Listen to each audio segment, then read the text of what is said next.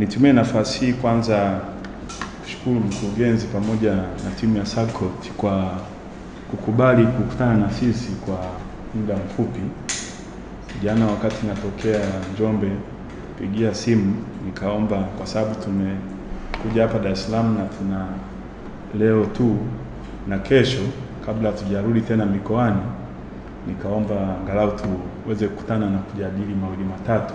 Kwa hiyo nakushukuru sana pamoja na timu yako kwa kutu accommodate on such short notes.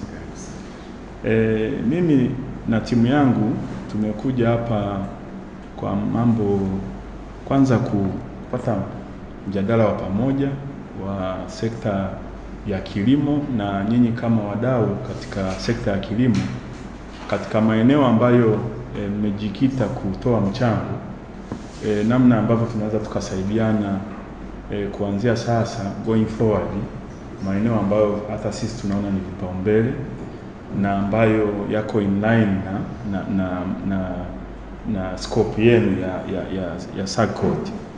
Kwa hiyo katika ziara ya mikoa ya Southern Highlands, yani nyanda za juu kusini, tumeona maeneo ambayo SACCOT imesaidia na mchango wenu kupitia NOSC initiative, mimi naita NOSC model. Tumeona sisi kwa upande wa serikali tunaamini kabisa namna ya kuwasaidia wakulima wengi wanyonge wenye mashamba madogo ili tuweze kwenda nao kwenye malengo ya kufika kipato cha kati. Namna pekee ni kuwajengea uwezo au wadogo kupitia outgrower model, ambayo ukiangalia NOSC model imo zile block farms ambazo kupitia NOSC wanapata huduma za ugani kwa udogo wao, lakini kupitia NOSC wanapata elimu ya kuzingatia ubora, na kwa pamoja inamsaidia huyu mkulima mdogo kupata bei nzuri kwa processor kwa maana ya kiwanda. Lakini kama kuanza ni eneo ambalo tunaweza mkatusaidia sasa baada ya kuwa NOSC, maana NOSC ni Njombe Outgrowers Service Company. Sasa tunatafuta ni namna gani tunaweza nationalize hiyo model kwenye mazao ya kimkakati, lakini pia ni namna gani tunaweza nationalize hiyo model kwenye mazao yanayotengeneza mafuta, kwa sababu kama nchi tunataka tuongeze uwezo wa kuchakata mafuta ya kula hapa nchini ili tuweze kuongeza ajira kwa vijana na kina mama. Lakini pia tukipata ziada, soko ni kubwa, lakini kuna soko la Afrika Mashariki, kuna soko la SADC na Tanzania sisi ni member. Tanzania tuna ardhi kubwa. Tanzania 65.5% ni wakulima. Kwa hiyo haya masoko na hii fursa SACCOT mkiweza kusaidia vipaumbele hivyo vya serikali vya kuwasaidia wakulima na kutengeneza ajira kwa vijana na kina mama, mtakuwa mmetusaidia kwenda kwenye direction ambayo pia ndiyo malengo ya utekelezaji wa ilani ya chama. Sasa kwa hiyo ziara yangu kwenye mikoa nyanda za juu kusini ikanifungua na kutaka tukutane, tujadiliane katika hayo maeneo, lakini pia ninapanga kukutana na development partners ambao wana focus kwenye agriculture.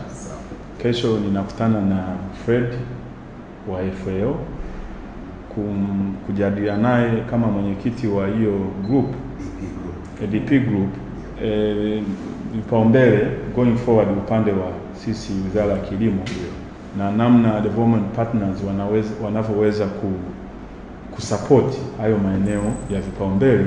Sisi tunaamini njia nzuri ya development partners kuisaidia serikali ni kupitia demand driven approach. Yaani sisi kama nchi ndio tunajua priorities zetu ziko wapi. Tukiweza kuarticulate hizo priorities, sasa development partners wanaweza wakatoa mchango wao kulingana na vipaumbele ambavyo sisi tumeviseti. Practice nyingine unakuta kwenye development ni supply driven. Yaani mtu anakuja kuanzia concept note anakutengenezea yeye, project document anakutengenezea yeye, alafu baadaye anasema okay, this is what I think you need and here is the funding that it will take for you to implement huu mradi. Na approach hiyo tumeona haijawa sustainable, na ndio maana ukiangalia katika debate duniani hii foreign aid approach ilikuwa na mwelekeo huo. Lakini tukiweza kushawishi development partners wakasupport katika maeneo ambayo sisi kama nchi tunaona ni vipaumbele, tutaweza kutumia mchango wao vizuri na ukaweza kuwasaidia Watanzania.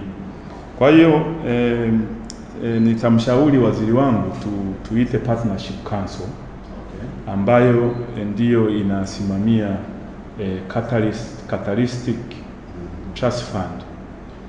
Tuangalie hata kwa upande wa access to cheap finance kwa mkulima katika hii direction ambayo tunaenda, ni namna gani hiyo catalytic trust fund inaweza ikasaidiana na benki ya kilimo pamoja na mifuko mingine ambayo iko ndani ya serikali ya kusaidia wakulima, kwa mfano baraza la uwezeshaji wananchi kiuchumi.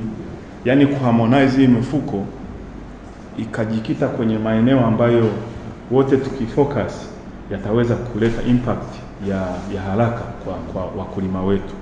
Kwa hiyo kwa vile nyinyi mmeshiriki kwenye NOSC model, ni jambo la kuwapongeza sana, na pamoja na maeneo mengine ambayo tumeona hapa mmekuwa mkisaidia serikali kuhudumia sekta ya kilimo. Lakini ni vizuri sasa going forward tukawa na mjadala wa pamoja, alafu baada ya hapo tuwe tuna implement kitu ambacho wote tukiwekeza jitihada na resource chache, maana globally tunasema resources is finite. Kwa hiyo it's a matter of doing the best with what we have for a bigger impact kwa wananchi. Sasa ili tuweze kutekeleza hayo, pia nilitaka niwaachie jambo moja kwenye blueprint iliyoanzisha SAGCOT na ni tripartite, kwa maana development partners, serikali na private sector.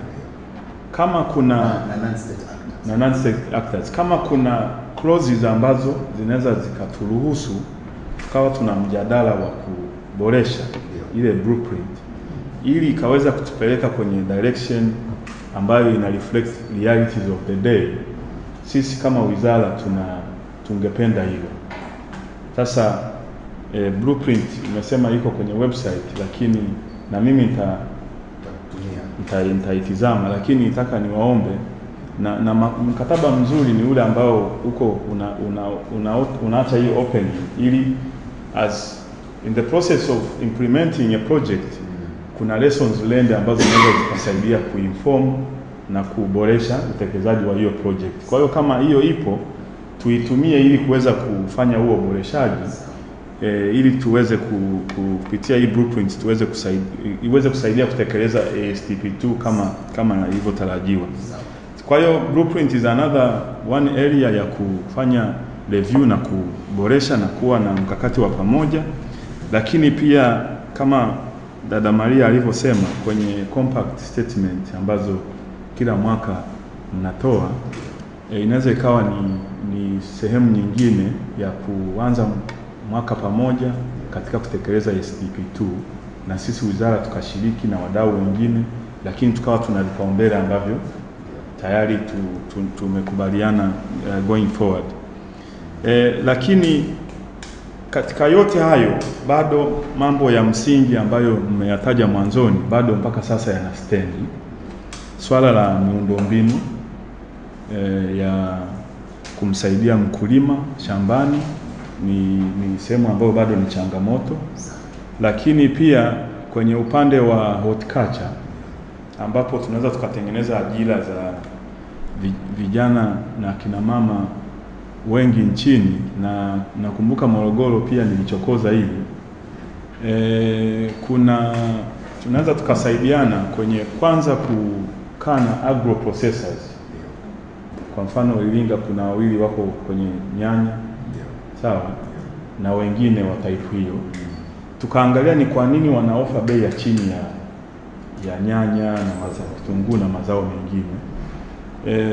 Serikali ikaangalia kama ni high cost of doing business, tukajikita katika kuziaddress ili iweze kumsaidia mkulima akapata bei nzuri. Sawa. Lakini pia kwenye horticulture kuna wale ambao wanachukua mazao loosely kuyapeleka kwenye supermarket na high end hotels. Ni kwa nini wanaofa bei ndogo kwa mkulima? Je, ni changamoto zipi ambazo zinawakabili ambazo zikiwa address zitawasaidia wao kutoa bei nzuri kwa mkulima wa nyanya, vitunguu na mazao ya horticulture? Sisi mwisho wa siku jitihada zote lazima feedback kwenye tunaboreshaje maisha ya mkulima wetu mdogo. Sawa? Na ndio maana outgrower model sisi tunaipenda zaidi, ya kumsaidia huyu peasant aweze increase yield per acre na kusupply processor. Sawa? Na in the future kupitia ushirika, baada ya kuboresha, hata hizi block farmers wakiungana wanaweza wakawa na processing plant ya kuchakata. Hiyo ndio industrialization na transformation ya agriculture ambayo kama nchi tunaitaka, ya kumsaidia mkulima mdogo huyu aweze kushiriki mali yake shambani, apate bei nzuri, lakini ikiwezekana apate hivi dividend ndo tunahitaji gawio kwenye usindikaji. Kwa hiyo bei nzuri anapata kipato, kwenye gawio anapata, ndo tunaweza Tanzania ikawa nchi iliyoendelea baada ya kuendelea kuwa nchi inayoendelea. Kwa mikakati hiyo tunaamini kabisa tukishirikiana na strategize pamoja kama hivi, tunaweza tukasaidia serikali na ilani katika kufikia malengo ya kwenda kipato cha kati.